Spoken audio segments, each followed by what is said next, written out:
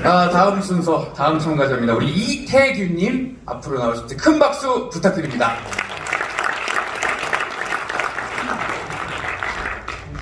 네, 안녕하세요. 평범한 대학생 이태규입니다.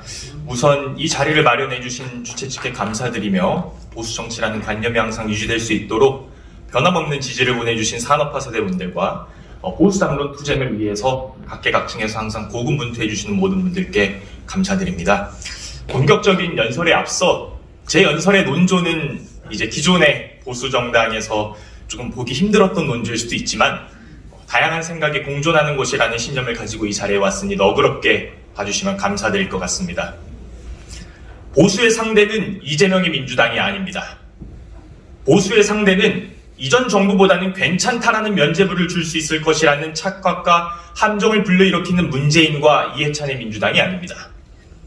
보수의 상대는 김대중, 노무현, 촛불 정신을 계승하는 민주정부 4기 창출을 목표로 하는 민주당이 아닙니다. 보수는 더 이상 문재인 정부와 궤를 같이 했던 운동권 휘하에 민주당에 대한 반감을 투영시키는 반사체로만 기능해서는 안 됩니다. 보수가 두 눈을 부릅뜨고 응시하며 극복해야 하는 대상은 대척점에 위치한 민주당이 아닙니다. 오히려 우리가 극복해야 하는 대상은 한미동맹의 기틀을 다진 이승만, 산업화혁명을 일구어낸 박정희, 군부독재 투쟁을 위해 앞장섰던 민주화 투사 김영삼, 그리고 헌정사상 최초의 탄핵을 초래한 보수정당 내부의 권력 암투의 본질입니다. 박정희의 산업화와 김영삼의 민주화를 피부로 느끼지 못한 제가 보수정치 철학의 매력을 느꼈던 이유는 탄핵 직후 선출된 문재인 정부라는 키워드로 대표되며 촛불 정신의 계승을 표방했던 운동권에 대한 배신감 때문이 아닙니다. 대한민국의 발전을 위한 선택의 순간에서 단호히 과거와의 단절을 선언하고 전진했던 순간에는 항상 보수가 있었기 때문입니다. 조선왕조 500년대가를 거치면서 심화되었던 대륙 문명권에 대한 존속의 사슬을 끊어냈던 순간에는 대통령 이승만이, 가난의 사슬을 끊어내기 위해 산업화라는 상상도 못할 도전을 감행했던 순간에는 대통령 박정희가, 진정한 민주화를 위한 군부독재 청산이라는 과감한 결단의 순간에는 대통령 김영삼이 있었습니다. 보수정당 내부에서도 변화를 갈망하는 반골주의적 기질에 거부감을 느끼시는 분들이 있다는 것을 저 또한 알고 있습니다. 그러나 한반도에 내재된 관습을 혁파하고 세상을 변화시키겠다는 반골적 기질이 바로 대한민국 변혁의 중심에 있었던 대한민국 보수의 본질입니다. 지금 대한민국 보수에는 단호히 과거와의 단절을 선언하는 창조적 파괴가 필요합니다. 좌경화 시대의 책임에서 우리 보수는 절대 자유로울 수 없습니다. 엄밀히 말하자면 대한민국이 좌파들에게 점령당한 좌경화 시대라는 우리의 규정은 우리 보수가 산업화 이후 주도적으로 국가적 의제를 설정한 적이 없음을 의미합니다. 우리가 지난 총선 기간 민족주의의 덫에 빠진 민주당이 극일과 친일의 대립이라는 선악 이분법을 통해 아시아 태평양 전략을 인도 태평양 전략으로 수정하며 국제 질서를 재편하고자 하는 일본의 흐름을 읽어내지 못한 것을 비판했던 것은 정당하나 그와 동시에 우리가 반공과 부정선거라는 이데올로기에 갇혀 미래지향적 담론을 경시했던 불과 2년 전에 선거 3연패 시절의 보수정당의 회귀 또한 극히 경계해야 합니다. 그렇지만 노동자들의 권익신장을 위한 구호가 아닌 정치공학적 구호를 남발하는 중앙집권적 세습노조에 대한 면죄부를 주자는 것은 아닙니다.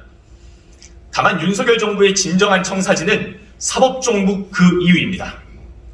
우리 보수는 이제 이승만, 박정희, 김영삼이라는 시대의 거인들의 그늘에서 벗어나야 합니다.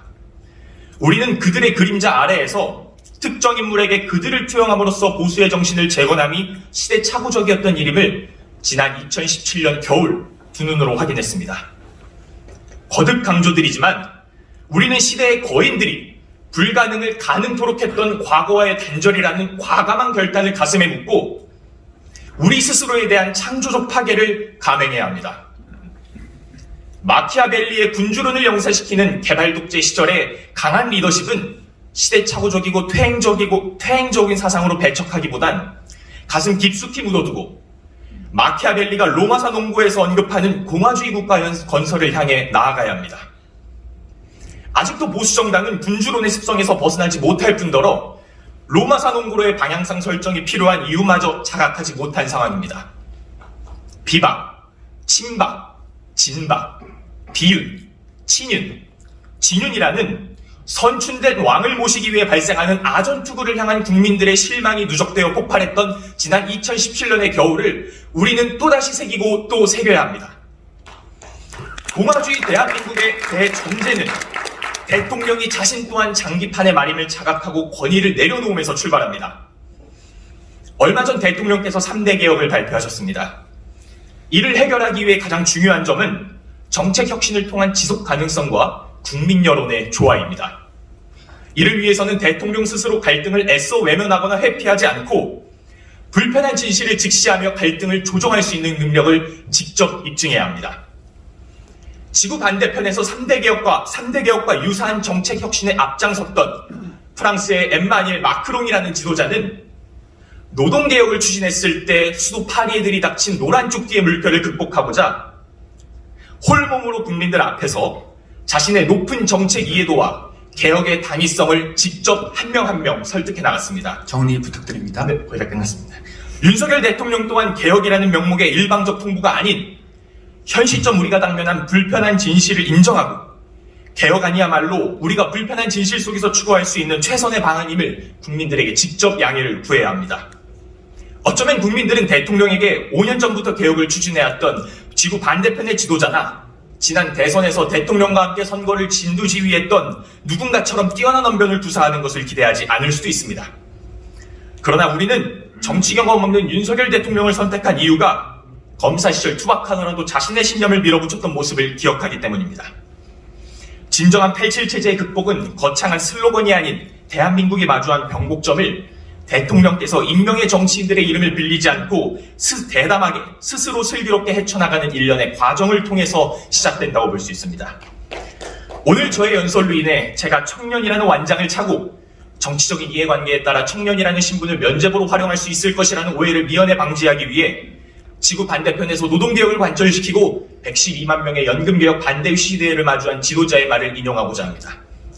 혁명을 하고 싶다면 먼저 학교를 마치고 가정을 꾸려 스스로 생계를 책임질 줄 알아야 한다. 저 이태규 또한 대한민국이 당면한 기상가절을 해결하기 위한 혁명을 앞두고 먼저 학업을 마치고 가정을 꾸린 뒤 생계를 스스로 책임질 줄 아는 사회의 일원으로 기능한 다음 주도적으로 참여할 수 있는 날을 꿈꾸며 연설을 마치겠습니다. 감사합니다. 네, 고맙습니다. 들어가서 뜨거운 박수 부탁드립니다.